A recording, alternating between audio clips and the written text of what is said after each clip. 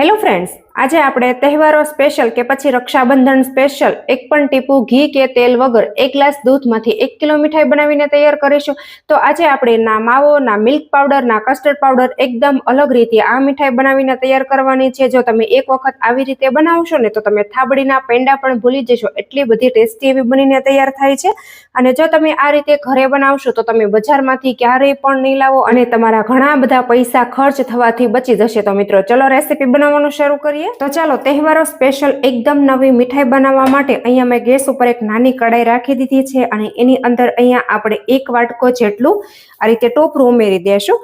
તમારી પાસે ટોપરું ના હોય તો તમે લીલા નાળિયેરનો ઉપયોગ પણ કરી શકો છો. અને હવે ટોપરાને આપણે એકદમ સરસ રીતે આળો માળો શેકી એનું મોઇશ્ચર આપણે કાઢી લેવાનું છે અને થોડી ટોપરાની કચાશ દૂર થઈ જાય એટલા માટે આપણે ટોપરાને શેકવાનું છે.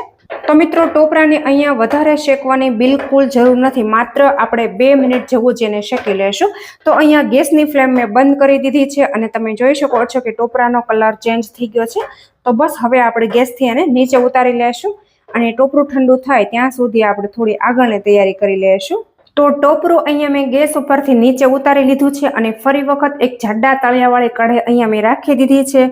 તો આપણું ટોપરું 200 ગ્રામ હોય તો એની સામે અહીંયા આપણે 200 ગ્રામ ખાંડ લેવાની છે. તમે અહીંયા ખાંડની જગ્યાએ સાકરનો પણ ઉપયોગ કરી શકો છો. ઉમેરી દેશું.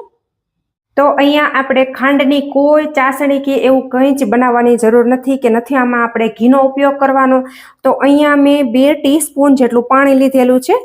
તો આપણે ખાંડમાં ઉમેરી દેશું અને આ રીતે આપણે ખાંડને માત્ર પાણી સાથે ભીની કરી દેવાની છે. પછી એની જાતે જેમ કે ખાંડની પ્રોસેસ થઈ જશે. તો મિત્રો, એકદમ મસ્ત મજાની નવી મીઠાઈ છે. આ રીતે તમે ક્યારેય ન ટ્રાય કરી હોય તો એકવાર તમે ચોક્કસથી ટ્રાય કરી જોજો.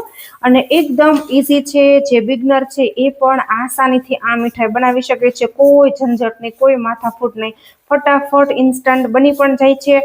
અને હા, તમે પણ તમારા ભાઈને રાખડી બાંધવા જતા હોય તો તમે આ મીઠાઈ એકવાર ચોક્કસથી બનાવીને ટ્રાય કરી જોજો મિત્રો. તો બસ હવે આ ખાંડને આપણે એની જાતે જ એમ કે મસ્ત મજાની કેરેમલ કરી લેવાની છે. તો આ રીતે બધી બાજુથી આપણે ખાંડને ઉખાડી લેશું. એક પણ દાણો ખાંડનો આખો ના રહી જાય ને એનું આપણે ખાસ ધ્યાન રાખીશું. જો, તો અહીંયા ગેસની ફ્લેમ મેં હાઈ જ રાખેલી છે અને હા, તમારે કન્ટિન્યુઅસલી સતત એને જોતું રહેવાનું છે. જો તમે સહેજ પણ આઘા પાછી કરી નાખશો તો તમારી ખાંડ છે ને એ કેરેમલ થવાની જગ્યાએ કડવી થઈ જશે. તો આ રીતે કન્ટિન્યુઅસલી સતત આપણે ખાંડને ધ્યાન રાખવાનું છે. ખાંડ અત્યારે બધી ઓગળી ગઈ છે અને ત્યાર પછી એનો કલર થોડો ચેન્જ થવા લાગશે. તો મિત્રો, આ ખાંડ કેવી થઈ જશે તમને કહું, જેવી રીતે આપણો બટરસ્કોચનો કલર હોય ને બસ બિલકુલ એ રીતની આ ખાંડનો કલર થઈ જશે. જો, પહેલા તો ખાંડ બધી છે એ ઓગળી જશે અને પછી એની જાતે જેમ કે ગાંગડો થવા લાગશે. પછી ફરી વખત એ ઓગળવાનું શરૂ કરશે. તો જુઓ મિત્રો, અહીંયા સાઈડમાં તમે જોઈ શકતા હશો કે આ રીતે ખાંડ છે ને એ જો સાઈડમાંથી કલર એનો ચેન્જ થવા લાગ્યો છે. તો આ રીતે કલર એનો બદલાવા લાગે એટલે આપણે આ રીતે કન્ટિન્યુઅસલી સતત એને ચલાવતું રહેવાનું છે. જો ખાંડ તો બધી એની જાતે જ ઓગળી જશે પણ કડવી ન થઈ જાય ને એનું જ આપણે ખાસ ધ્યાન રાખવાનું છે, બીજું કંઈ જ પ્રોબ્લેમ નથી. તો હવે જુઓ, તમે અહીંયા જોઈ શકો છો કે એકદમ મસ્ત મજાની ખાંડ છે ને કેરેમલ થઈ ગઈ છે. હવે આપણે સહેજ પણ વાર નથી લગાડવાની અને ફટાફટ ત્યાર પછી અહીંયા આપણે 1 વાટકો ભરીને દૂધ લીધેલો હતો. તો આપણે 1 વાટકો ભરીને ટોપરું લીધું છે, 1 વાટકો ભરીને ખાંડ, એની સામે અહીંયા અમે 1 વાટકો દૂધ લીધેલું છે.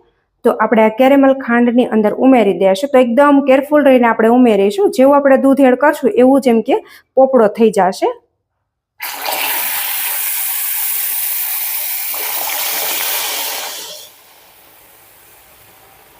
જો, તમે અહીંયા જોઈ શકો છો કે આ રીતે બધું છે એ પોપડો થઈ ગયું છે પણ કોઈ જ પ્રોબ્લેમ નહીં આવે. જો, એકદમ આપણે મધ જેવું થઈ ગયું છે પણ જરાય ચિંતા કરવાની જરૂર નથી. હમણાં આપણે થોડી વાર કન્ટિન્યુઅસલી એને સતત ચલાવશું એટલે એકદમ સરસ એવું પાછું ઘટ થઈ જશે.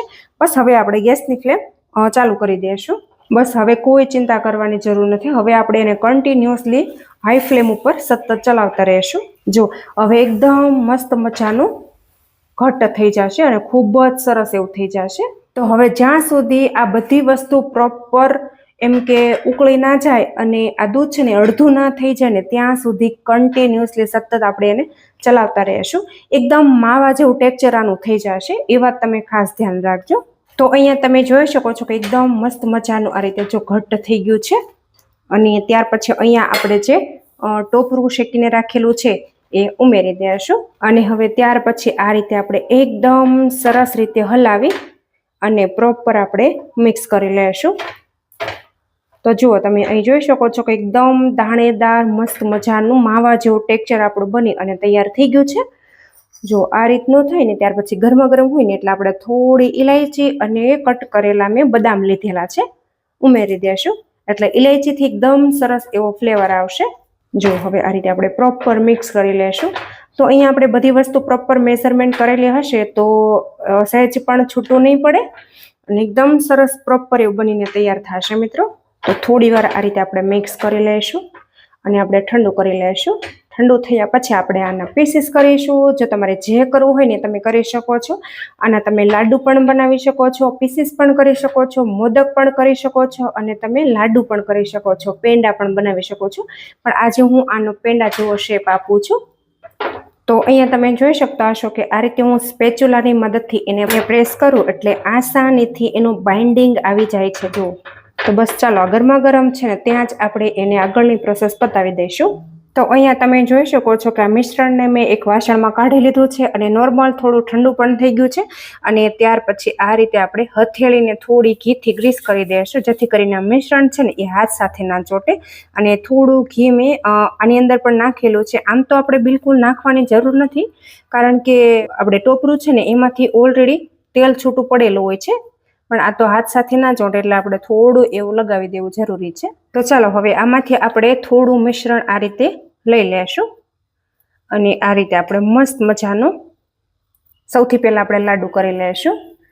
અને તમે જોઈ શકો છો એનું બાઇન્ડિંગ અત્યારે તમે જોઈ શકતા હશો કે કેટલું સરસ મજાનું થયું છે. તો સેજ પણ એ ખુલશે નહીં અને પ્રોપર મસ્ત મજાનું બાઇન્ડિંગ આવ્યું છે. તો આ રીતનું કરવાનું છે. આ રીતે આપણે કરશું અને ત્યાર પછી જો આ રીતે આપણે કોઈ પણ એક ઢાંકણ લેશું અને ઢાંકણની મદદથી આ રીતે આપણે કરી દઈશું. જો એકદમ યુનિક ટેસ્ટ અને એકદમ સરસ મજાનું તમે જોઈ શકો છો કે કેટલું સરસ અત્યારે લુક વાઇઝ પણ એકદમ યુનિક લાગે છે. જો છે ને એકદમ નવી મીઠાઈ. તો બસ સેમ એ જ રીતે આપણે બધી મીઠાઈ રેડી કરી લેશું. તો જુઓ મિત્રો અહીંયા તમે જોઈ શકો છો કે એકદમ મસ્ત મજાની રક્ષાબંધન સ્પેશિયલ કે તહેવારો સ્પેશિયલ આ મીઠાઈ બનીને તૈયાર થઈ ગઈ છે. તમે એનો એક વખત શેપ પણ જોઈ શકો છો. લુક વાઇઝ પણ એકદમ યુનિક લાગે છે મિત્રો. તો તમે ક્યારે આ મીઠાઈ ન બનાવી હોય તો એકવાર તમે ચોક્કસથી બનાવીને ટ્રાય કરજો. અને જો રેસીપી સારી લાગે તો કોમેન્ટમાં તમારો ફીડબેક પણ મને આપી દેજો. અને તમે મારો વિડીયો ક્યાંથી અને કયા શહેરમાંથી જુઓ છો એ પણ સાથે કોમેન્ટમાં લખવાનું બિલકુલ નહીં ભૂલતા. અને ચેનલ ઉપર નવા હોય તો ચેનલને સબસ્ક્રાઇબ કરી લેજો. Thank you.